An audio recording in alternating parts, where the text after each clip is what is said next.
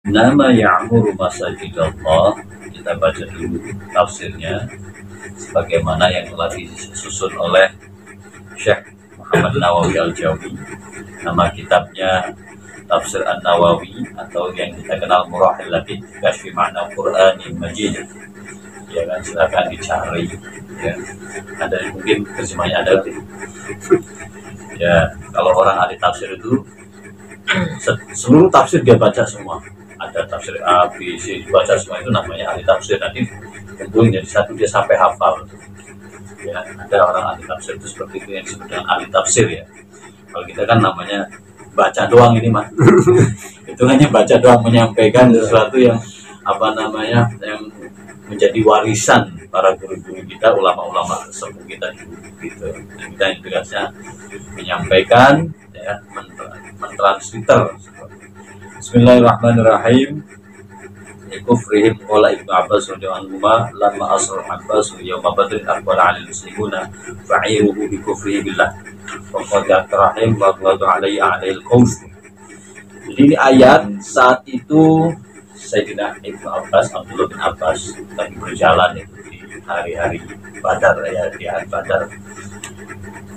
Aqbala 'alal muslimuna, di situ bertemu orang-orang Islam. Lalu orang-orang Islam itu karena mungkin nama juga baru masuk Islam kali ya, ceritanya ngece ataupun ngenyek, namanya ngebully, ngejek, ngebully Abdullah bin Abbas bahwa dia itu ya masih kufur lah, masih kufur kepada Allah, masih kafir kepada Allah, dan telah sering memutuskan tali persaudaraan. Wa qada Ali al-qaul, kalau Sayyidina Ali melihat seperti itu sedikit marah ya, sedikit ya marah gitu ya kepada umat Islam saja yang mencaci maki Abdullah bin Abbas. Faqala Abbas, tadkuruna masawiyana wala tadkuruna mahasinana. Mereka, kalian semua ini selalu membicarakan kesalahan kami, tapi tidak pernah membicarakan kebaikan kami. Faqala lahu Ali, alakum mahasin. Lalu dibantu oleh Sayyidina Ali, apakah kalian semua itu punya kebaikan gitu. Ini sama orang yang menyek-nyek nih, yang ngece-ngece nih, orang Islam yang saat itu mungkin karena masih baru kali Islamnya juga ya. Jadi sebelumnya saya kira seprosoknya lah bahasanya. Jadi ngecek ke Abdullah bin Abbas, wah ini mah bahasa kita mah jarang silaturahim. Dulu itu silaturahim itu masjid itu udah bagian dari silaturahim gitu kan. Ada orang jalan ke masjid ya, maksudnya orang yang sering memutuskan tadi persaudaraan. Nah, Sayyidina Ali nggak terima, langsung bilang, apakah kalian semua punya kebaikan emang gitu kan. Nah, jadi kalau kata Sayyidina Abbas, kalian semua ini suka ngobrolin keburukan orang, bukan kami ya, tapi tidak pernah menyebutkan keburukan kami gitu. Biasanya di masyarakat kalian. Terus akhirnya qala na'am nahnu afdalu minkum. Iyalah pasti ini orang-orang yang belum mati masjid ceritanya. Iyalah pastilah kami semua lebih utama daripada kalian semua, katanya, daripada kalian. Kenapa? Mana buktinya? Innala na'muru al-masajidil haram. Kami semua ini ya bukan meramaikan Masjidil Haram ya kan. Kami ini orang masjid, orang musola kan gitu. Paham tidak kan gitu. Beli nongkrongnya di musola terus loh Bang. Dia nongkrongnya di nasi kuning. Jadi dulu itu sudah ada, perannya sudah ada yang seperti itu, paham ya. Jadi nggak perlu aneh. Makanya kenapa kita harus membadani Al-Quran, biar supaya kita tahu menghadapi fenomena di masyarakat kita ini ya biasa-biasa saja gitu. Nah, ini orang yang sering ngebully Abdullah bin Abbas dan Sayyidina Ali, ya itu ngomong inna, ya na'am kan gitu. Ya inna afdalu minkum, kami semua ya lebih utama daripada kalian semua. Dan itulah na'murul masjidil haram, karena kami semua ini ya memakmurkan Masjidil Haram kan gitu. Dengan PD-nya dia ngomong seperti itu.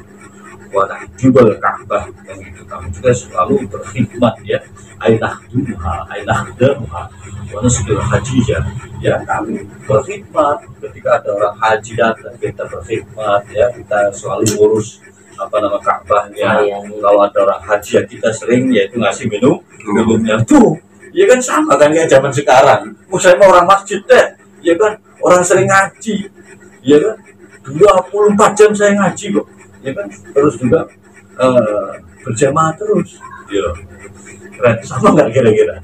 Ya kan aktornya doang yang berbeda, tapi konteks ya skenarionya sama gitu. Wanaskil hajijah, kami sering yaitu ngasih minum orang-orang haji. Wanafukul ani ala asir pada kita. Nah, kami juga suka ya menolong orang-orang yang memang membutuhkan. Nah, maka dari itu turunlah ayat innama ya'muru masajidallahi man amana billah lahir. Jadi kalau ada orang seperti itu teh ngomongnya teh dalilnya ini teh. Jadi disesuaikan dengan asbabun nuzulnya begitu. Innama ya'muru masajidallah, sudah sepatutnya ya kan yang sah memakmurkan masjid. Ai innama yasihu ay ya'murul masajid ibaratan yaqtaddu biha man amana billah. Sudah sepatutnya sesungguhnya orang yang sah memakmurkan masjid adalah yang memang betul-betul dia man amana billah, orang yang beriman kepada Allah Subhanahu wa ta'ala. Ayat annal masajida mawdi'un ya'budullaha fihi, yakni sesungguhnya masjid atau masjid-masjid itu adalah tempat di mana orang beribadah menyembah Allah Subhanahu wa ta'ala gitu. Ya. Fi man lam yakun mu'minan billahi la yabna mawdi'an ya'budullaha fi, di mana bukan orang yang di situ bukan orang yang tidak beriman kepada Allah. Kalau orang yang tidak beriman kepada Allah pasti dia tidak akan pernah ya meramaikan masjid, malah bahkan yaitu merobohkannya. Dengan cara apa? Dengan cara banyaknya orang-orang yang memang tidak menjaga kesucian masjid, tidak dijaga adab-adab di dalamnya. Gitu. Jadi kalau dia ngaku beriman kepada Allah Subhanahu wa ta'ala, tentunya dia betul-betul merasa terawasi oleh Allah Subhanahu wa ta'ala sehingga tidak ada kata-kata kotor di dalamnya yang diucapkan. Itu belum masuk bab hati. Kalau bab hati beda lagi. Kalau udah masuk musola, masuk masjid, sudah langsung cas awalnya. Saya masuk ke rumah Allah, berarti sudah siap-siap menghadap dan juga berbisik ya, dan merasa terawasi oleh Allah Subhanahu wa ta'ala. Sehingga akhirnya apa? Ihsannya muncul, adabnya muncul begitu. Dan coba ada orang itu bisa seperti itu, berarti 24 jam dia merasa terawasi sehingga akhirnya jiwa ihsannya keluar. Nah, ini baru sholatnya membawa bekas, membawa manfaat ya, tanha anil fakhsya wal munkar. Jadi innas sholata tanha anil fakhsya wal munkar, dia akan terwujud di dalam dirinya. Yang kedua, ya tidaklah ya yang bisa memakmurkan masjid. Yang kedua adalah wal yaumil akhir, orang yang beriman pada hari akhir. Kenapa? Karena orang yang menyibukkan beribadah kepada Allah Subhanahu wa ta'ala tidaklah dia memiliki manfaat yang sempurna kecuali dia beriman, yaitu pada hari kiamat. Siapa yang ingkar pada hari kiamat, ya kan, saat akhir nanti lam ya'budillah, maka dia tidak disebut orang yang beribadah kepada Allah Subhanahu wa ta'ala. Kita nih contoh, ataupun ada orang yang memang meramaikan masjid tapi nggak percaya ya kiamat, sudah itu bukan orang yang meramaikan masjid atau bukan orang ahli masjid. Kalau orang ahli masjid pasti dia jiwanya bertaut atau terhubung dengan masjid. Bukan karena marbotnya, bukan Nasul, bukan karena marbotnya, tapi karena jiwanya dia tertaut oleh masjid, dan beriman kepada Allah Subhanahu wa taala. Ya. Kalau sudah tidak beriman kepada hari kiamat, maka bukanlah orang yang menyembah kepada Allah. Dan siapa yang tidak menyembah Allah, maka dia sesungguhnya dia tidak membangun sebuah bangunan untuk beribadah kepada Allah, malah akan merobohkannya. Karena kita tahu dasar daripada didirikannya masjid adalah berdasarkan ketakwaan, dan itu bukan berdasarkan karena memang hawa nafsu, lihadin nafsi. Kalau bagian hawa nafsu kan ya satu pengen memperbanyak jamaah, karena banyaknya jamaah otomatis kan mudahnya yaitu mendapatkan sebuah pundi-pundi rupiah. Jujur aja saya menyampaikan itu ya kan. Ayo sama-sama ya kan, benahi diri, benahi hati, benahi jiwa kita untuk yaitu menjadi orang yang menyatu bersama umat Islam yang lainnya, dan juga orang yang beriman kepada Allah. Pasti dia akan mendukung satu dengan yang lainnya, sebagian yang satu dengan sebagian yang lainnya. Artinya apa? Di situ ada aturan yang dapat menyelamatkan kita semua di dalam hukum syariat. Mengapa? Karena hukum syariat itu secara tujuannya adalah hifdzin nasl, hifdzin, untuk menjaga kita semua. Kita punya agama, kita punya keturunan, kita punya peradaban. Lalu selanjutnya yang sudah sepatutnya dan sah memakmurkan masjid adalah orang wa aqamas sholata, orang yang mendirikan sholat. Fa innal maqsud al-a'dham min bina'il masajid iqamatus sholawat, yakni orang yang siap mendirikan sholat 5 waktu. Makanya ada hukumnya. Ketika dalam satu lingkungan ya setingkat RT tidak ada yang jamaah, mesti kena dosa semua, maka adalah diadakan musola kan gitu. Tingkat RW diadakan musola, tingkat desa diadakan masjid.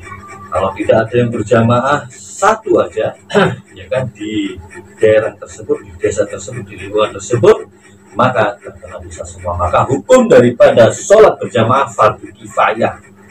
Ya, jangan sampai nanti salah paham. Wah, itu katanya kok laki-laki sholatnya di rumah, ya udah pakai mukena saja kan gitu. Kenapa sholat jamaah itu wajib? Tidak begitu, saudara. Ya, sholat berjamaah itu hukumnya fardu kifayah. Jadi ketika sudah ada yang berjamaah, maka gugurlah ya semua kewajiban yang ada di lingkungan sekitar.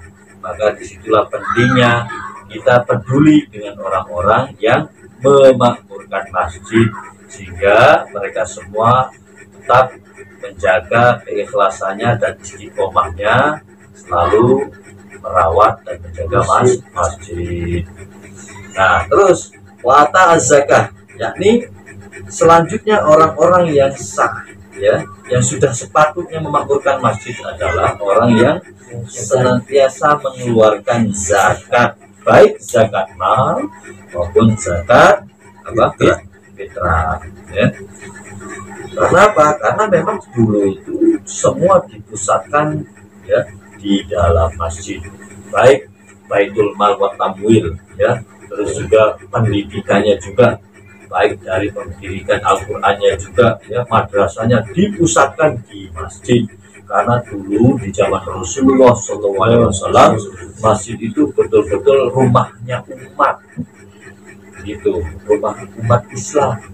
Nah makanya ya kalau sekarang cenderung ya orang bukan memakmurkan masjid, tapi nyari makmur di masjid, begitu kan. Jadi ya memang fenomena kenyataannya seperti itu. Jangan sampai ada yang saling menyalahkan. Yang patut untuk kita, yang patut untuk disalahkan adalah diri kita sendiri gitu loh. Kenapa? Ya kita tidak mencontohkan dan takut yaitu untuk berbuat, takut untuk mencontohkannya dulu gitu. Kenapa? Karena belum apa-apa udah udah ditakut-takutin. Kalau orang jujur mah nggak ada yang rasa takut tuh. Bener, hak coba di apa namanya itu minta nasihat ke yang lain, coba apakah benar kalau orang jujur itu nggak takut? Nggak berbuat salah kok, datang ke masjid juga nggak nyari apa-apa kan, kecuali yang dicari hanya Allah. Ngaji juga mau kumpul sama siapa saja nggak nggak nyari apa-apa kok popularitas, karena memang karena Gusti Allah kan begitu. Jadi nggak ada yang takutin. Takut itu karena ada sesuatu yang dia punya kepentingan, dan kepentingannya itu takut yaitu dihalang-halangi ataupun diambil orang lain, sehingga akhirnya nggak takut. Nah itu apa namanya, kasihan itu. Makanya diusahakan yaitu kita melakukan sebuah amal perbuatan yang harus memiliki jiwa ihsan. Apa itu ihsan, Pak Ustaz? Ihsan beribadahlah kepada Allah seakan-akan melihat Allah, dan tidak robbaka ka'annaka tarahu fa illam takun tarahu fa innahu. Beribadah kepada Allah seakan engkau melihat, tapi jika engkau tidak melihat, sesungguhnya Allah melihat kamu. Jadi kalau 24 jam ihsan itu dihidupkan, insya Allah aman. Dipegangin duit berapapun juga tidak pernah korupsi. Walam yakhsha illallah, dan dialah orang yang memakmurkan masjid adalah orang yang tidak ada yang ditakuti illallah kecuali Allah, bukan manusia, bukan DKM. Yang ditakutkan harus baik-baikin DKM, kalau nggak dikasih ya, kalau nggak dibaik-baikin ntar kita ya dapat jatah apa Pak Ustaz? Nggak ada jatah khotib, dapat jatah imam, jatah imam aja gitu. Begitu, itulah dunia. Tapi memang asyik kok, enak. Karena apa? Di dunia itulah yaitu kita tempat kita belajar dan beramal. Nah, setelah itu fibabidin bi Allah yakhtara alai apa? Ala ridwallahi ta'ala ridho ghairah. Jadi apa namanya? Tidak ada yang bisa kita meramaikan di masjid kecuali yaitu orang takut kepada Allah Subhanahu wa taala. Fa'asa ulaika ayyakunu minal mutadin. Semoga dengan adanya seperti itu, mereka orang-orang yang senantiasa memakmurkan masjid, ya, kalian semua ataupun mereka semua itu adalah orang-orang yang mendapatkan petunjuk dari Allah Subhanahu wa taala. Amin amin ya Allah ya rabbal alamin. Nah, ini dalil karena saat itu Sayyidina Ali dan Abdullah bin Abbas itu dibully oleh orang-orang Islam, ya, yang ibaratnya itu betul meramaikan Masjidil Haram gitu. Sehingga akhirnya turunlah ayat ini, diperjelas lagi. Makanya jangan sering-sering, ya, jangan terlalu kepedean. Kalau misalkan antum semua itu rajin di masjid, rajin di musola, dan juga menghidupkan, terus akhirnya membuli, mengejek orang-orang yang memang jarang ke masjid. Jangan, nanti ditegur oleh ayat ini. Innama ya'muru masajidallah man amana billahi wal yawmil akhir, tuh begitu. Makanya jangan sering-sering dalilin orang, Pak RT, kan gitu. Kalau nggak tahu asbabun nuzul gitu. Nah, karena apa? Karena takut nanti pas nyampaikan ternyata arahnya kemana, arahnya kemana. Ada salah satu kasus di mana ini tausiahnya untuk nasihat pernikahan, tapi dalilnya adalah dalil surat wal asri. Sebenarnya itu memang tidak ada korelasinya, kan gitu. Cuma memaksakan diri untuk dipas-pasin gitu, tahu nggak? Memaksakan diri untuk yaitu dimasuk-masukin, padahal tidak sesuai. Yang sesuai itu adalah surat An-Nisa gitu. Ya kan, masuk tuh wa'ashirun nabil ma'ruf dan gitu. Wa'asa an takrahu syai'an wa'asa an takrahu syai'an ila akhirih. Jadi apa namanya, yang pas tuh surat An-Nisa, terus juga ada lagi itu surat-surat yang lain, ya. Jadi banyak. Nah, jangan sampai nanti karena posisinya kita terpaksa sehingga akhirnya dipas-pasin gitu. Watawassalam biar supaya masuk itu nggak pas, nggak baik. Ya, kalau bisa ya sesuai lah, biar supaya apa, kasihan masyarakat itu sudah mah yaitu ibaratnya itu banyak beban, hidup banyak beban. Kalau kita lihat orang-orang umum, ya kan, secara umum kan. Nah, makanya kita jangan nambah-nambahin beban, paling tidak seperti itu. Ya, doakan mudah-mudahan saudara-saudara kita yang sampai saat ini yang lagi punya permasalahan yang menimpa, mudah-mudahan senantiasa dimudahkan urusannya oleh Allah Amin ya Allah ya Rabbal alamin. Ya kan, penyakit mudah-mudahan senantiasa diangkat penyakitnya oleh Allah Subhanahu wa taala. Amin ya Allah ya Rabb. Dimudahkan segala urusannya, Amin. dipanjangkan usianya, dimurahkan rezekinya, serta dikarunia keturunan yang soleh dan solehat. Amin ya Allah ya Rabb. Wa ala nabi al-fatih. Bismillahirrahmanirrahim. Alhamdulillahirabbil alamin. Iyyaka na'budu wa iyyaka nasta'in. Ihdinas siratal mustaqim. Siratal ladzina an'amta 'alaihim ghairil maghdubi 'alaihim waladdallin. Wallahu a'lam bissawab.